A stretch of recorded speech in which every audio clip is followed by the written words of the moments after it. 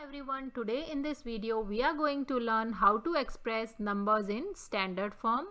For this we should know what is the standard form representation of a number looks like. A number m times 10 to the power n is written in the standard form where m is between 1 and 10. M is any number which is greater than or equal to 1 and should be less than or equal to 10. And n is any positive or negative integer. So let's clarify this with the help of few examples. So I have taken two examples here. In our first example, so as this is a very big number, we have to shift our decimal point from right to left. Make it in between 1 and 10. We have to bring the decimal point just after this number, first digit, which is 6. So let's count the decimal places. 1, 2, 3, 4, 5, 6, 7, 8, 9, 10, 11, 12, 13, 14, 15. So we have to move 15 decimal places to the left to write this number in the standard form. So our number will become 602, these many zeros,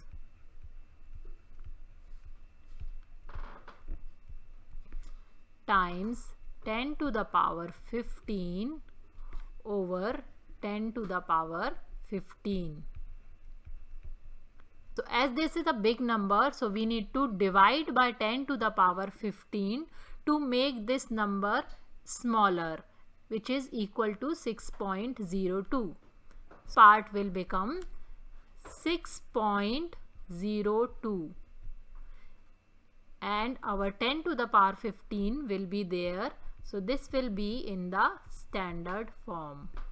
Let's try one more example and count the number of decimals. So here the number of decimal places will be 1, 2, 3, 4, 5, 6, 7, 8, 9, 10. As we have to move the decimal place just after 3 and we are moving to the left direction. We have to divide this number by 10 to the power 10 to make the decimal point just after 3. To make this value, this digit lie in between 1 and 10. So let's divide this number by 10 to the power 10.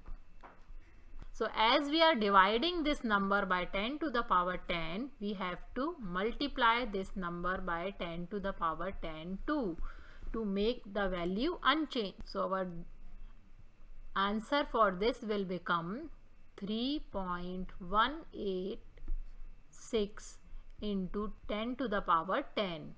So this is our final answer, and this is in the standard form where m is in between 1 and 10 and n is any positive or negative integer. So this is how by dividing the number we convert the larger or big numbers into standard form. So this is how you can express big or large numbers into standard form. Thanks for watching.